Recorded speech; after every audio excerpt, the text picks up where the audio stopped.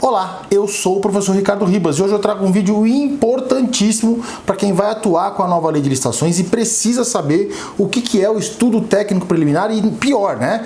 Como elaborar o estudo técnico preliminar. Eu já te adianto que não existe modelo de ETP, porque o estudo técnico preliminar, e a gente já começa explicando, o estudo técnico preliminar, ele nasceu para identificar, para te forçar a pensar como resolver um problema que você tem na sua entidade administrativa, na sua unidade, no seu órgão, na sua prefeitura, como você deve resolver aquele problema dentro da sua realidade, dentro do seu contexto, dentro da sua região, com as suas limitações. Então, nota importante é dizer que o ETP, por exemplo, da compra de uma ambulância, eu até vou usar esse exemplo na nossa aula prática, ele, para a prefeitura de São Paulo, por exemplo, que tem muito recurso e utiliza muito veículo, talvez não seja igual para uma prefeitura muito pequena, no interior de um outro estado, com poucos recursos. Quer dizer, ambos vão comprar ambulâncias, ambos vão precisar lá da ambulância, mas um vai descrever o ETP de uma forma e outro de outra. Então,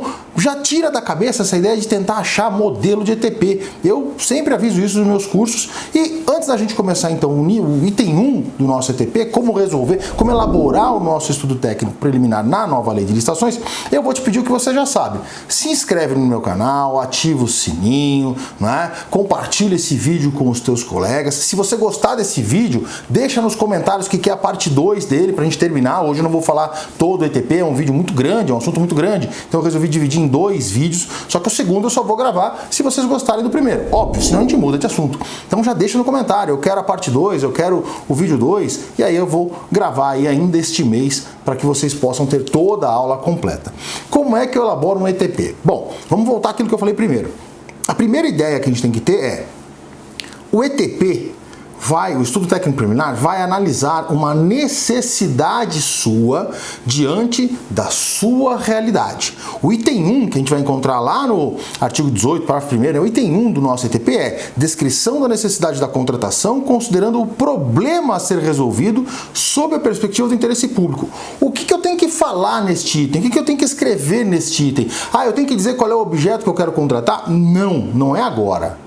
É mais pra frente, não agora. Agora você vai narrar o teu problema. O que te fez abrir esse processo licitatório? O que você quer resolver? Qual é o teu problema? Qual é o teu interesse? Né? Vamos pegar ali um exemplo que eu sempre dou nas minhas aulas. Toda prefeitura tem a obrigação ali, tem a necessidade de retirar aquelas pessoas que estão em condição de desvalia, né? Que estão em condição de abandono, morando na rua ali, abandonadas, e encaminhá-las para um posto de saúde, encaminhá-las para um abrigo. Este é o meu problema, esta é a minha necessidade. E aí, né, eu vou ver como é que eu vou resolver esse problema. E aí eu vou dizer, olha, eu preciso remover as pessoas da rua, por quê? Por conta da dignidade humana, por conta de segurança, né, por conta, inclusive, eventualmente, de ser uma área turística e estar atrapalhando o comércio, estar atrapalhando, né, os negócios turísticos. Isso é importante, né? Então, eu tracei aqui, eu vou copiando aqui na minha colinha, eu tracei aqui algumas perguntas que você deve responder neste item 1. Então, qual é o problema a ser resolvido? Né? Qual vai ser o impacto em resolvê-lo? O que vai agregar para a administração ou para a própria sociedade? Né? Qual o impacto de eventualmente não resolver esse problema? Então, se eu deixar do jeito que está, o que vai acontecer? Né? E quais são os benefícios esperados diretamente dessa contratação? Notem que quando nós formos elaborar o ETP, você vai ter que fazer uma redação, né? Uma mini redação para cada um dos itens que nós vamos analisar. E essa é a primeira. Né? Por que você, né, precisa retirar a pessoa que está ali morando na rua, está em condição de desvalia? Né? Qual a sua necessidade? Quais são os motivos? Quais são os benefícios? Quais são os prejuízos de não retirá-lo? Então este é o item 1, é descrever o seu problema. Notem, eu não falei como vou tirar a pessoa da rua, como vou removê-la da rua. Eu não abordei esse aspecto ainda, é só o problema. O item 2 é a demonstração da previsão da contratação no plano de contratações anual, sempre que elaborado de modo a indicar o seu alinhamento com o planejamento da administração. Olha lá. Primeiro a gente tem que entender que o plano de contratações anual, pela nova lei de licitações, não é obrigatório. Vai depender do regulamento de cada entidade, né, do seu poder executivo, se estivermos falando aí de prefeituras, estados, da própria União, e eventualmente até de uma recomendação do seu Tribunal de Contas. Alguns regulamentos não previram lá o PCA, mas o Tribunal de Contas diz, olha, tem que fazer, e aí já vai ter que mudar o regulamento, foi mal instruído esse regulamento aí. Se você quiser ajuda com o teu regulamento, entre em contato comigo, que eu tenho um plano de auxílio, assessoria específico para isso. Mas vamos voltar para cá, vamos voltar para o nosso exemplo. Como é que eu vou descrever, como é que eu vou responder esse item 2, né? É simples, eu tenho que responder a seguinte pergunta. Essa contratação, a resolução deste problema, estava prevista no PCA com algum objeto? Estava previsto no plano de contratações anual? O que é esse plano de contratações anual? Nada mais é do que também um estudo do que eu vou executar o ano que vem, das contratações que eu vou fazer o ano que vem, das contratações que eu estou prevendo para o ano que vem. Lógico que ele é um pouco mais complexo que isso, né? A gente pode até depois gravar um vídeo sobre PCA, deixa nos comentários se você quer um vídeo sobre o plano de contratações anual. Mas a segunda pergunta né? E veja que é uma redaçãozinha um pouco menor, né? Estava previsto no PCA você resolver este problema? Se estava, ok, né? Você vai dizer que já estava previsto, que faz parte de um programa de governo. Agora, se não estava previsto, aqui você tem que tomar atenção. Se não estava previsto no PCA, a demanda que você quer contratar, o problema que você quer resolver, você necessariamente tem que explicar o porquê que não estava previsto e o que te fez resolver contratar agora. Qual foi o motivo superveniente, qual foi a importância, qual foi a urgência que te fez decidir contratar neste exato momento, porque não estava no PCA. Então, se estiver no PCA é mais simples, você só diz que está mencionado, faz parte do seu plano de governo. Se não tiver, aí você tem que explicar o porquê dessa excepcionalidade, porquê dessa contratação, também numa forma de redação. Vamos para o item 3? Item 3, requisitos da contratação. Aqui é muito importante, porque veja, eu sempre gosto de dizer que o termo de referência, ele diz o que você quer, e o ETP, ele diz o porquê você quer. Todas as exigências que eu tiver no termo de referência, eu tenho que justificá-las no estudo técnico preliminar. Às vezes até, né, quando eu vou dar um treinamento em company, eu vou falar para a prefeitura, vocês têm processo eletrônico? Tem? Então, olha, antes de subir o ETP, elabora, né, colocar no sistema, faça fora do sistema, elabora o termo de referência também, e depois dá uma lida no termo de referência para verificar se todas as suas exigências estão justificadas no estudo técnico preliminar. Porque se não estiverem, você vai ser questionado por uma exigência arbitrária, sem fundamentação, sem motivação. Então isso é muito importante já para a gente começar a falar do item 3. Mas o que são esses requisitos da contratação? São os requisitos, as especificações, as qualificações mínimas necessárias, né, para que você possa executar esse objeto. Por exemplo, vamos voltar no nosso caso da remoção das pessoas que estão em desvalia. Eu não posso simplesmente pegá-las, né, e sair empurrando elas para sair andando. Eu também não posso pegá-las e colocá-las em qualquer tipo de veículo. Eu tenho que ter eventualmente uma equipe de saúde, uma equipe de assistência social, né? Também um aparato eventualmente de segurança, porque algumas pessoas estão em condição psicológica já abalada, às vezes estão tomados aí pelo alcoolismo, pelas drogas, então também preciso ter um pouco de segurança, né? Então, descrever o mínimo que eu preciso para remover aquelas pessoas da rua. Então, olha, precisa ser uma equipe composta por enfermeiros, equipe composta por assistente social, tem que ter uma certa segurança do tipo X, o veículo tem que ser de tal forma, será executado o serviço de tal hora a tal hora, dar as instruções mínimas, as características mínimas, né, de como você quer resolver aquele problema, né? E aí a gente está falando tanto de serviço quanto de fornecimento, ok? Vamos seguir aqui, eu marquei algumas perguntas, né? Então, o que é indispensável exigir para a contratação produzir os efeitos que você está esperando, né? Qual o método que foi utilizado para você detectar esses requisitos mínimos? De onde você tirou esses requisitos mínimos?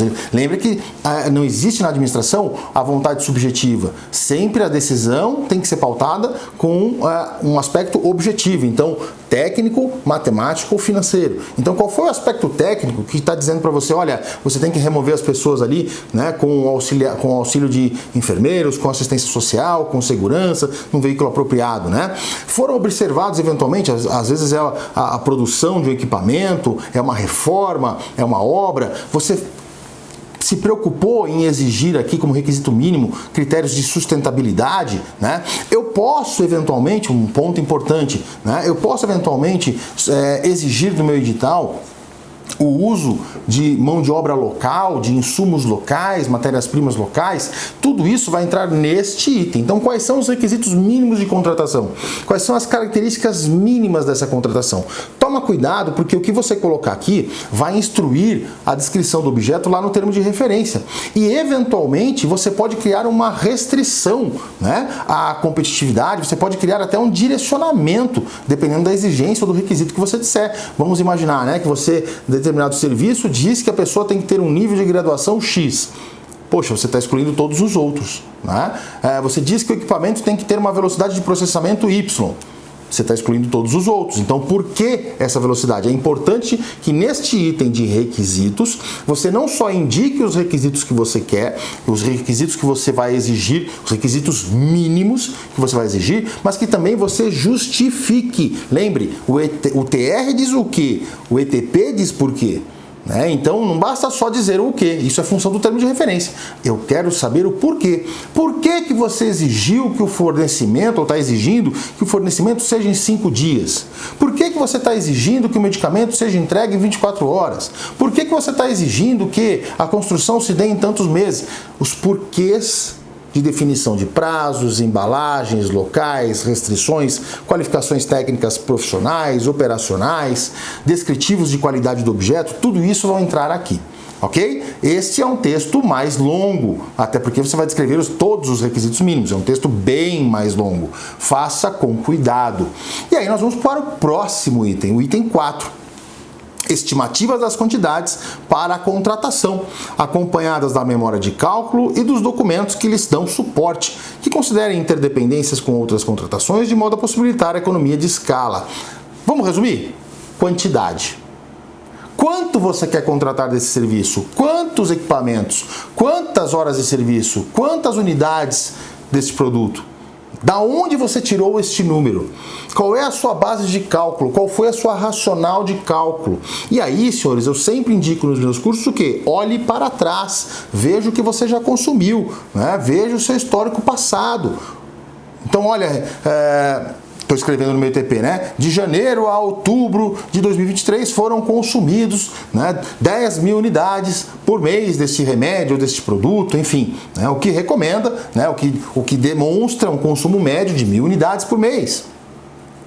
Ou 2, nos últimos X anos, tomem cuidado aí, né, com os anos de 2019 a 2021, que nós tivemos aí alguns probleminhas. Não vou falar qual é para não derrubarem aqui o vídeo, não desmonetizarem o vídeo. Mas todo mundo sabe aí que finalzinho de 2019 até finalzinho de 2021, nós tivemos alguns problemas aí, né? Então tomem cuidado, porque esta característica específica deste período que eu mencionei pode atrapalhar, né, este cálculo de demanda. Ninguém fala isso, né? Toma cuidado. Então, eu recomendo que pegue 2022, segundo semestre, primeiro semestre de 2023, para você calcular os seus quantitativos. E você vai montar uma tabelinha, né? Olha, segundo semestre de 2022 usei tanto, primeiro semestre de 2023 usei tanto, a média dá tanto por mês, há uma projeção de aumento de servidores públicos, ou a população cresceu muito. Veja que eu estou falando de vários aspectos, de vários potenciais objetos, né? E você vai narrar da onde você tirou, né, aquele quantitativo. Ricardo, eu sempre coloco lá uma gordurinha a mais, porque eu não sei se eu vou precisar de alguma coisa a mais.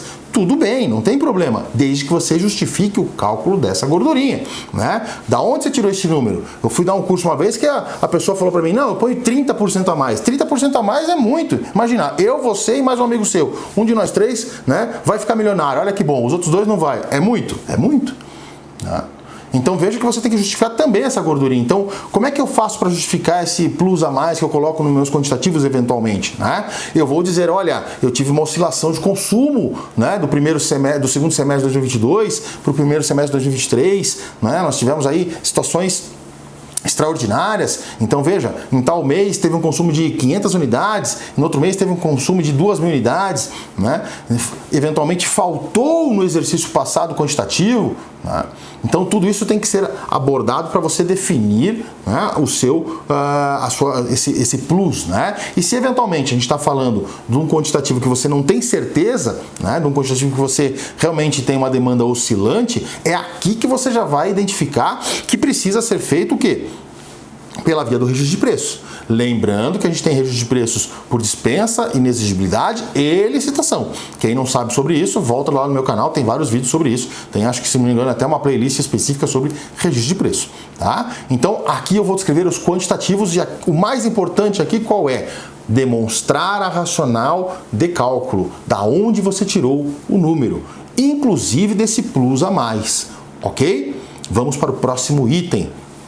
Item 5, levantamento de mercado, que consiste na análise das alternativas possíveis e justificativa técnica e econômica da escolha do tipo de solução a contratar. Gente, para mim, aí é Ricardo falando, este item é o mais importante de todo o ETP. Por quê? Porque pela primeira vez, quando a gente fala em licitações, a gente vai deixar o preço para um segundo momento. O primeiro momento vai ser definir o quê? Qualidade, eficiência, modernização, o que de fato satisfaz a minha necessidade. É aqui que eu vou dizer, bom, como é que eu vou voltar para o nosso exemplo prático, né? Como é que eu vou remover a pessoa que está em condição de desvalia lá na rua? Eu posso eventualmente comprar uma ambulância para removê-lo. Eu posso eventualmente removê-lo com um veículo, uma Kombi, né, escolar lá da prefeitura. Eu posso eventualmente contratar uma empresa, né, para prestar esse serviço com profissionais especializados. Eu posso locar um veículo. Vejam quantas alternativas eu tenho só para remover a pessoa lá da rua, né? Eu posso locar o veículo com o motorista. E aí eu teria que ter lá o enfermeiro, teria que ter assistência social, né, do quadro próprio da administração. Então são várias as alternativas. É isso que a nova lei de licitações nos traz como novidade, como inovação. Parem de olhar para trás e fazer sempre aquilo que fizeram. Ah, eu sempre fiz assim, eu vou continuar fazendo assim. Não é mais este o comando da nova lei de licitações. Quem já viu meus vídeos sobre ETP sabe que eu já falei isso. Agora é para você olhar para fora. Como é que a sociedade privada, né? Como é que as empresas privadas têm tratado esse meu problema, têm resolvido este meu problema, né? Exemplo, né? No passado nós licitávamos para manutenção de veículo, nós licitávamos a mão de obra e depois licitávamos a peça. E aí eu ficava sem a peça ou ficava sem a mão de obra. Depois eu comecei a licitar os dois em conjunto, com a indenização da peça. Hoje eu já estou licitando o quê? Gestão de frota. Isso é a modernização da resolução de um problema, que é a manutenção de veículo. É isso que vocês precisam fazer neste item. Olhar para a iniciativa privada e ver como eles resolvem isso. Olhar para outros órgãos, eventualmente. Como é que o Estado está resolvendo isso? Como é que a União resolve isso? Como é que a capital resolveu isso? Né? Para saber se existe uma modelagem melhor, mais eficiente. Né? Veja, eu vou me preocupar com dinheiro daqui a pouco. Né? Agora eu vou escolher, do ponto de vista de qualidade, eficiência, qual das alternativas é melhor. Né? Então, quais são as alternativas existentes no mercado? E aí, então, eu vou responder as seguintes perguntas. A equipe de planejamento observou mais de uma solução possível? Se sim, aí eu entro num segundo estágio desse mesmo item. Se eu tenho mais de uma alternativa para resolver o meu problema, eu vou ter que analisar cada uma delas do ponto de vista positivo e ponto de vista negativo. Olha, a alternativa tal tem tais pontos positivos, tais pontos negativos. A alternativa X tem tais pontos positivos, tais pontos negativos. E aí eu vou em cada uma delas e depois eu vou concluir. Diante de todas essas possibilidades, percebe-se que a que tem menos pontos negativos, ou a que tem mais, né, pontos positivos, ou a que tem eventualmente mais eficiência, né, é tal solução. Pronto. Eu estou terminando este item. Então, este item em específico, ele vai dizer, olha, o que existe no mercado. Veja, não é levantamento do histórico de contratações, é levantamento de mercado. Então iniciativa privada, o que eles estão fazendo? Não perca isso da mente, tá? Para você conseguir atualizar as suas contratações, modernizar as suas contratações, trazer eficiência para as suas contratações. E aí o último item da aula de hoje vai ser o item 6º, estimativa do valor da contratação, acompanhada dos preços unitários referenciais, das memórias de cálculo e dos documentos que lhe dão suporte, que poderão constar de anexo classificado, se a administração optar por preservar seu sigilo até a conclusão da licitação. E aqui nós vamos falar, mas Ricardo, analisando o artigo 18 e analisando o artigo 72, eu não vou ter uma pesquisa de preços também como etapa dos procedimentos, quer de licitação, quer ali da dispensa e inexigibilidade? Vai, agora eu vou ter duas pesquisas de preço. Uma interna no ETP e outra depois externa, né? Essa pesquisa de preços interna pode ser feita pela própria área técnica, porque é uma pesquisa preliminar, é uma pesquisa mais superficial, né? Porque depois eu vou ter a pesquisa final para comprovar ali, eventualmente, a estimativa da despesa e formular o meu orçamento. Para que serve essa estimativa de despesa agora dentro do ITP? Para verificar se essa solução cabe no teu bolso. Se ela couber, por mais que ela seja mais cara, tudo bem, você pode seguir. Você não precisa escolher a solução, a alternativa mais barata. Você vai escolher a alternativa que melhor te satisfaça do ponto de vista da qualidade, da eficiência, da modernização, e aí você vai fazer uma pesquisa de preços preliminar para ver se aquilo cabe no teu bolso. É óbvio, eu também não vou conseguir contratar, sou uma prefeitura muito pequena, com recursos muito limitados, eu tenho uma solução fantástica, mas que custa todo o orçamento da prefeitura. Por mais que seja boa, por mais que seja melhor, não dá para contratar. E eu vou descartá-la e vou ver a segunda alternativa que mais me traga eficiência, mais me traga qualidade. É para isso que serve essa pesquisa, essa estimativa de preço, para ver se ela cabe dentro aí do meu orçamento, se ela é viável para a administração agora do ponto de vista financeiro. Volto a dizer, não é o recurso financeiro o ponto de vista mais importante. Eu vou tentar sempre contratar a alternativa que eu escolhi como mais vantajosa, mais eficiente, mas eu preciso saber se ela cabe no meu bolso.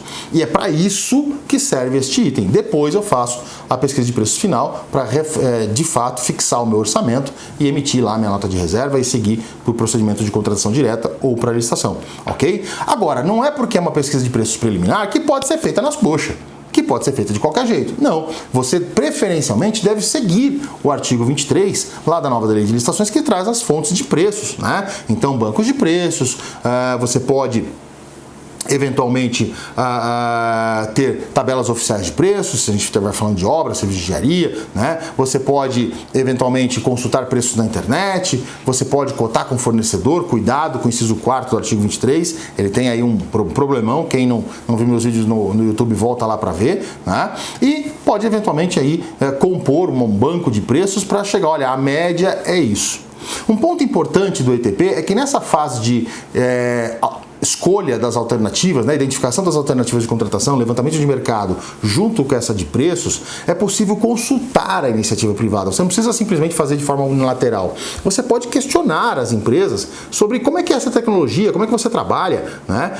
Essa consulta, ela não é ilegal, só que ela tem que ser formalizada, juntada no processo, né? E aí a resposta também juntada no processo, justamente para demonstrar que você não copiou da empresa, você não direcionou para aquela empresa. E obviamente você não vai perguntar para uma, você vai perguntar para, no mínimo, 2, 3 empresas para entender como é que funciona o mercado.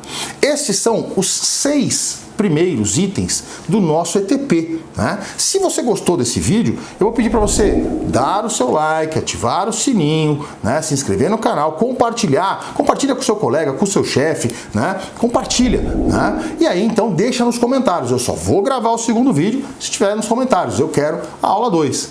Eu sou o professor Ricardo Ribas, espero ter te ajudado com essa pequena aula sobre ETP na prática e eu te encontro no próximo vídeo.